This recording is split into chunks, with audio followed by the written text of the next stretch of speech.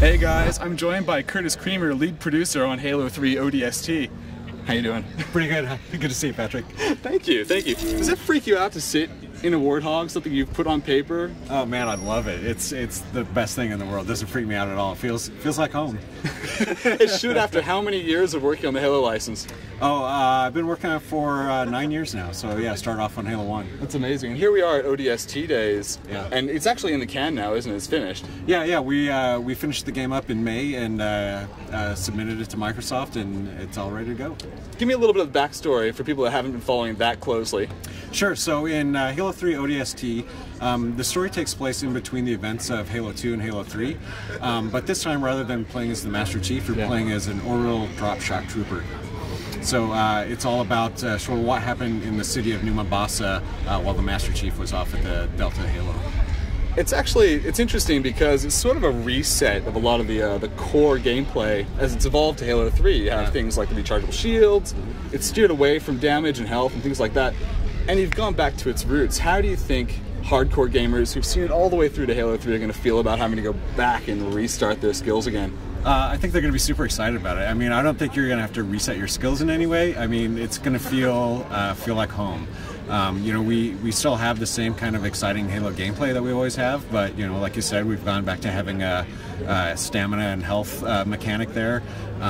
You don't feel quite as powerful as the Master Chief, so it's actually going to feel really good when you're playing. It's going to feel a bit more difficult in a way, or more tactical in a sense, where you have to be really careful about how you jump into an encounter. You can't just rush in there and expect to live. Okay, and I think a big part of the story these days is actually the all-star cast you've got on now too, Nathan Fillion among them, which is fantastic. Yeah, he's awesome. Did that kind of force you to look at the script writing and raise the bar a little bit from Halo 3? Because now you have serious actors in there doing some serious jobs. Do they sit there and go, no, this line is just not going to work, let's work with you? No, you know, Nathan Fillion is great. I mean, we didn't have to make a change to the way that we approached writing in any way, just because we're bringing him or even, you know, Trisha on board for the project. You know, Joe has always done a fantastic job with the script writing for all of the Halo games.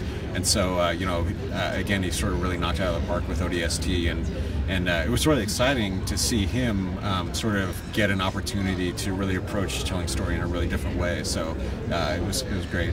Okay, I have to ask this question. It's been put to me. I'm sure you probably heard it.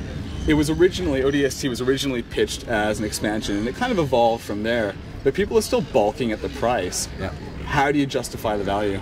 Well, we justify it by saying that it is true that it sort of started out as an expansion, but you know, we've done Halo sort of like on a 3-year cycle, right? And so, but this was a project that we were going to try to get done in about a year.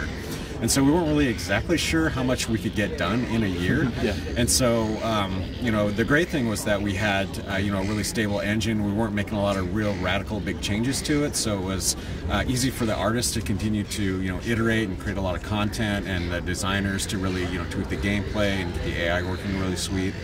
So we were able to really create a lot more than what we set out to do, and so that's essentially how it became a full-fledged game that way. It's because the scope of it really grew, and you know, I have no problem, you know, setting it up next to any of the other games that we've done. I mean, the campaign is just as big as any other campaign that we've ever done. No kidding. I mean, originally the number being touted around was about 3 to 5 hours, so it's longer than that? Yeah, you can definitely spend, you know, it's tough to put an exact number on the amount of hours.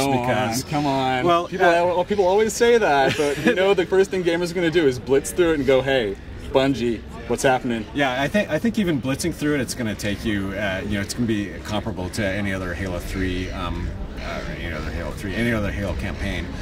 But you know, sort of the added thing with the city of New Mombasa being this sort of open-ended environment, you could spend 8 hours just walking around in that by itself, and you know, you're not going to get bored. You're going to keep running into Covenant and have all kinds of things to do. So really, it sort of depends if you're the kind of guy who likes to blitz, or you're the guy that likes to, you know, find all the details. So I think a lot of gamers are going to end up being very happy at the end of this, and that's the important thing, isn't it? Yeah, I hope so. I'm you know, everyone at the studios is super proud of it and really happy with how it turned out. You know, Firefight with the new cooperative gameplay mode, that's really a kick in the pants. It's a great fun, so I think everyone will love it. Okay, everybody's buzzing about Natal right now, and it would be a crime if I didn't put it to you. Do you guys have one in the office, yes or no? I think we might have a dev kit in the office. I think I saw one there the other day. So yeah, I mean, I saw Natal at E3. It was pretty impressive. So you have a debug in the office. That leads me, of course, to say that you guys are clearly experimenting with it. Do you think the technology lends itself to first-person shooters? You know, that's hard to say. I mean, I'm not sure really. I mean, it's kind of hard to imagine exactly how that would work right now, but you know, who knows? You know, we might or somebody else might come up with a really great way to utilize it.